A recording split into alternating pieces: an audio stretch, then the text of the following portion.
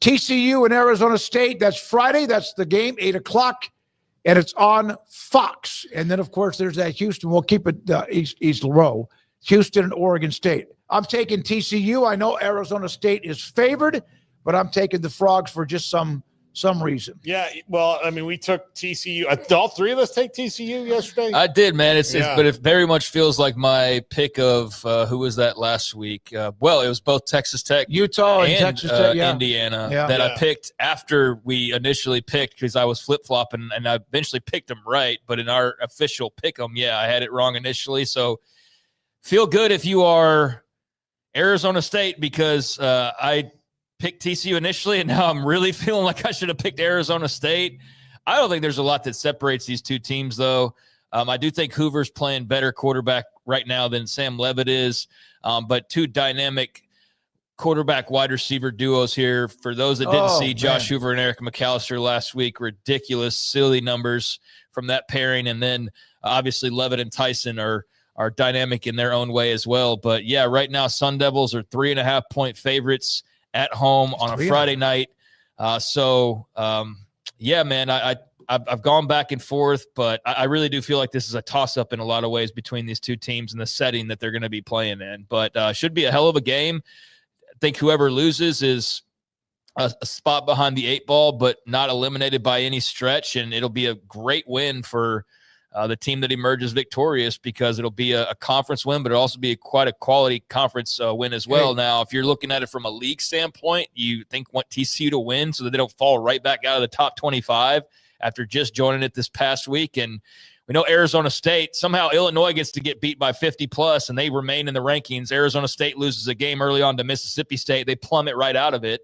I don't know if a win here against a top-ranked TCU would just put them right back in it, but even if it did, it'd be right back at like 24 probably. Oh yeah, they don't get the bubble. They don't have the top 25. It's stupid, bubble. But I picked TCU originally, but I've had a strong yanking towards Arizona State here the last 24 hours. Here's what makes me nervous. I picked TCU, and I didn't even look at the odds, and then I did. The odds started at 1.5. Arizona State. It's up to 2 to 3, as you mentioned, Craig, and in some cases, even 3.5. They know something.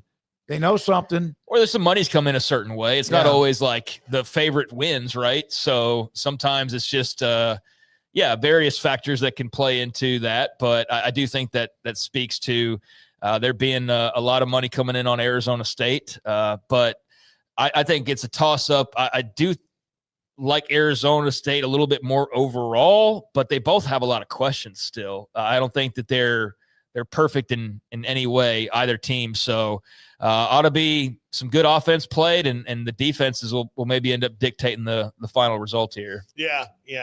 I think I'm not going to back off my TCU pick. I'm not quite as far down the road as you are, Craig, but I do know that there's one every week that I'm supremely confident about right when I do it. And I'm like, man, TCU is just playing so good right now. I've become more impressed with Arizona State the further away I've gotten from watching the game, just because I've thought and I've become less, I guess more impressed with Baylor too. I thought there was two pretty good teams, or less disappointed in Baylor, I think, than I was.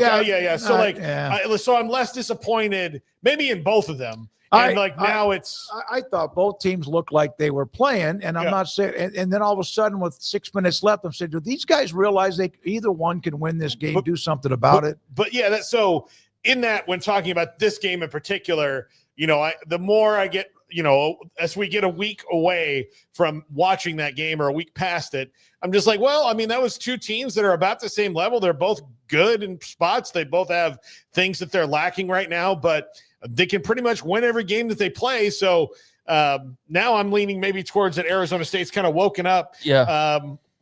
Josh Neighbors said something to me last week when we had the interview about how it's clear to him that Kenny Dillingham hated the way the team was playing early on and was kind of hoping they got a good scare, and they did, and it looks like it's woken them up. Yeah, I think Arizona State's been effective against the run defensively. You're losing Covorian Barnes if you're TCU. I mean, Josh Hoover can throw for 500 yards, and maybe he'll need to, because I don't see them having a lot of success on the ground. And meanwhile, TCU, really nice performance versus SMU as far as controlling the run game. And you know that Arizona State's going to want to have their Udo and Brown and those guys out there running. So, I think there's some interesting matchups here, but I'm looking forward to it. All right, we have 7 more to get to, and the next one's on the same night. Houston at Oregon State in Corvallis. I love the Cougars in this one. I think 2-touchdown pick. Yeah, I think that's probably about right. I mean, Oregon State just hasn't done anything, and this is another step for them to get in the groove on both sides of the ball and find themselves before they get full into conference season. So, I like the Cougs in this one. Give me Houston. It's on the road, so you never know how that all goes necessarily. But I think when you see a team like Houston, who's not really known for scoring points at this point, being favored by 2 touchdowns, that says a lot, I think. So, give me the Cougars. I think Oregon State's going to have a tough time, and it's been a rough start to the season for them. So I didn't really blink twice about this game. I think it'd be a bad loss for Houston if they put up to Corvallis and lost, though. And then they have Tech coming in right after that. All right, Saturday games. We have the first one listed is that UCF K-State. Emotional week for UCF. I saw part of a Scott Frost interview. Very emotional because of the loss of Coach Clark. UCF's 3-0. K-State, man, it's already been a bad start. You talk about losing at home to UCF. You just wonder if they'll get out of the mud. Well, we might be talking about another coaching vacancy. No, I don't think so, even if they were to lose this game. But, I mean, you know that the message boards would be talking about it. You know that Twitter would be talking about it. Give me K-State here. I'm encouraged by what UCF's doing thus far. I still am not totally out on K-State. Like, I'm out on them being a Big 12 contender, but they've had a couple weeks to prepare for this. I don't think there's anything that UCF's done that's so exceptional that you go like, man, K-State just can't possibly. And give me K-State with the quarterback advantage, even though Avery Johnson's been very hit or miss depending on what kind of part of his game that you're talking about. I think that for Kansas State, this is a must-win. It's at home. They're favored by nearly a touchdown. Give me K-State to win this game. And if not, then, oh, my gosh, I can't wait to talk on Monday. Yeah, it's gonna be a firestorm in the Little Apple, that's for sure. It already is. But I think that this is maybe a little bit of a I don't want to say a get right game, but a point in a better direction game. They played 4 games this year. They're 1-3.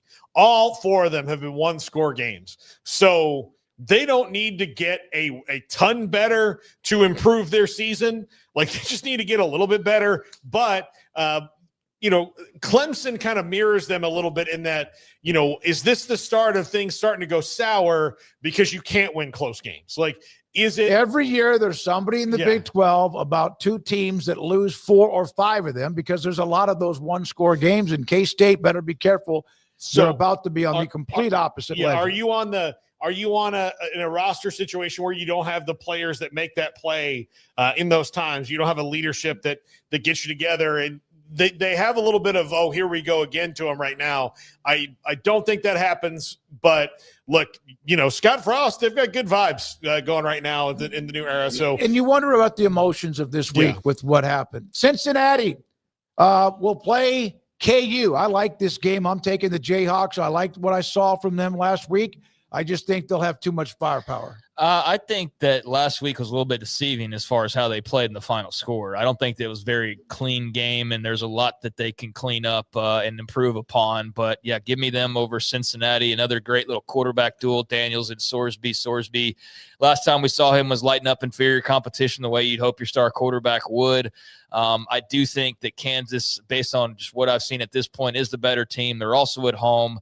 But I think Cincinnati's feisty. I don't think this is going to be just some run-them-over type of game for the Jayhawks. And if you're expecting that, then, we'll see ultimately. But I don't think this is just an easy call. Cincinnati's got some spunk to them. So with that being said, I'll still take the Jayhawks over there on TNT. I think they're nearly 5-point favorites, and I think they'll be a little bit sharper than what we saw a week ago, and that'll bode well. All right, down and then do I not get an opinion on these things? Am I shut out? Am I censored? Stop being so damn sensitive. I just wanted to die. Get you. Yes, go Cincinnati. It looks like a Chick-fil-A sign.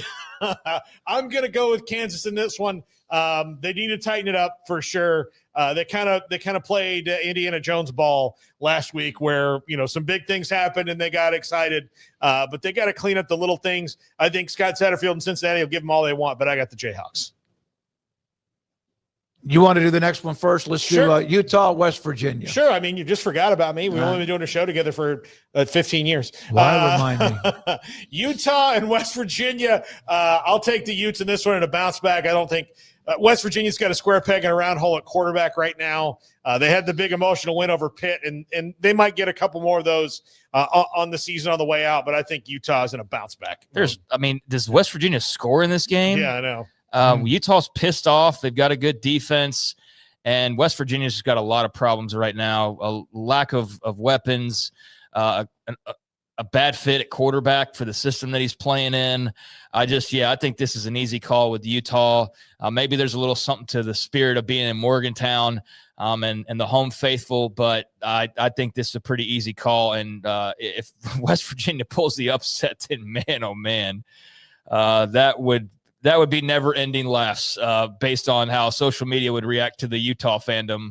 So I don't think that's going to happen, though. I think Utah wins this game and bounces back. Huge favorites, 12 to 13-point favorites. Now, I take Utah to win in that one as well, although Dan Pierce got to play better. I know he's banged up a little bit, but I allegedly, think, or is he not? Or is he? Yeah. Well, he just has to play. He was always going to play, Smokey, so he wasn't ever banged up. Or is it Schrodinger's cat where he is banged up and he's not banged up at the same time? We heard so much about him and dynamic because of all the quarterback play they've had with injuries over the last 2 or 3 years. He has to play better.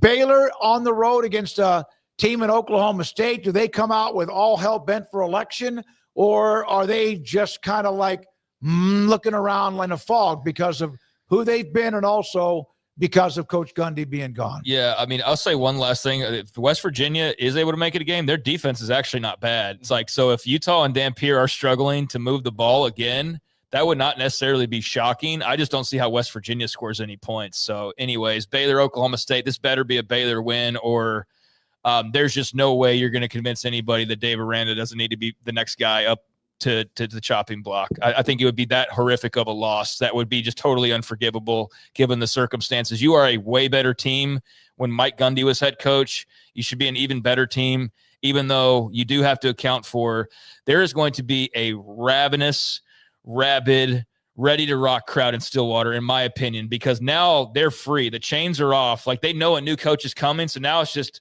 let it all hang out, baby, and let's just play spoiler the rest of the way, and let's back these boys and upset Baylor. And that's what Meacham said. And so I think that's exactly what you're walking into, a very unique situation that you better have your head screwed on tight. And if you throw a pick early on and give them easy points, or that's when it could really snowball. So Baylor better go in there locked in, ready to rock. And if they are, they should win this football. They are a much more talented football team. I also say right now they're better coached because they have the consistency, but they got to clean up the crap from last week. The turnovers killed them. I wonder if we'll see Sawyer take off a little bit early because they need him to do that. Arizona and Iowa State. Again? This is twice. You're killing me, buddy. Oh, I'm sorry, Paul. Sweet Jesus. It hurts. It just hurts so much. I need to look for that home. Yes. I'm going Baylor. I think Oklahoma State, like Gundy or not, like Baylor's got to watch out for those things that like Oklahoma State's going to call it. Said, well, we put this in the playbook, might as well run it this week. Sheesh. Kind of a thing. Like, they're going to have those, so don't get burned with those things. But if you just come in and play, up to your ability, you should win this game. They're 20.5-point favorites. You should win this. You should cover easily in this game, talent-wise. Easily. Thank you, Paul. Arizona, Iowa State. Craig, we'll start with you. Give me Iowa State at home in Ames. I do think this is an interesting barometer for Arizona. They've looked pretty sharp so far this season, and the K-State win was a nice W, even though it kind of got maybe some squirrely in some spots, but they pulled that one out, and I think they're off to, a really nice beginning, but I don't also feel like I've seen them super tested just yet. And I do think that will change this weekend with Iowa State, who unfortunately Conradi, their incredibly awesome kicker, is hurt, which hopefully doesn't come into play because he's obviously made some big kicks for them. But yeah, give me the Cyclones. I still feel like they're being a little bit disrespected when people talk about the rankings. It's almost like, oh yeah, in Iowa State, even though Iowa State should be based on resume at this point and what they've done, like really the first team that's listed off other than maybe a Texas Tech after last weekend. But I don't feel like that's like, oh yeah, Iowa State and BYU and Utah and Texas Tech. And so I think it's long past time we start giving them their respect. I think people are slow to do that because it's Iowa State, maybe. I don't know. But at this point, it's their style of play. Yeah. It shouldn't be that way. At this point, there's enough proof in the pudding to know that, no, they're a legit program. And so this is the kind of game the legit program will handle at home. But very curious about what Arizona looks like because, again, I have questions about them still, and I think this will be a great test to see these two matched up with one another. Yeah, I'm taking. I'll take the Cyclones at home. Yeah, they've won 2 games by a field goal, and then one by 6 or 8, and then they had the win against Arkansas State. They're not flashy, and I'm fine with that. I'd rather just be fundamentally good. And keep winning. All right, Paul. Yeah, I'll go with Iowa State in this one. I think I'm interested to see, Arizona on the road. They look like they're getting a little bit of rhythm to them, but I just think that playing in Ames at night going to be a tough thing to do. Those fans are going to be ready to go, and so it's going to be tough. It's going to be loud. And if Iowa State, I mean, they're probably going to wind up, 10-2 or something this year, and none of them might be 20-point wins. I mean, just how they play, but they might have a bunch of 13-point wins that feel like 30-point wins because they just kind of punish you. Teams that have won the Big 12, not every year, have always had a really good record in one-score game. I will say, year I think this is going to be another one-score type of game. Like, I know I'm picking Iowa State, but I think that Arizona can definitely keep it close. I think their defense is good enough to keep it close. So a blowout win would be awfully impressive, in my opinion, if Iowa State were to pull that off, home or not. So there's a lot to like about Arizona. I just, again, don't feel like I've seen them all the way tested just yet. So this will be a great way to see that. If they can somehow win, again, we're not thinking they will, but then they come back and play home against Oklahoma State. So they're, a good chance to, not trying to say it's a double dip, but they have to beat the Cyclones first. And then a rematch of the bowl game down in San Antonio when BYU took Colorado's heart and soul, and they're playing that game as one of the games again this weekend. That's a late night game, back-to-back games on ESPN Arizona at Iowa State, followed by BYU Colorado.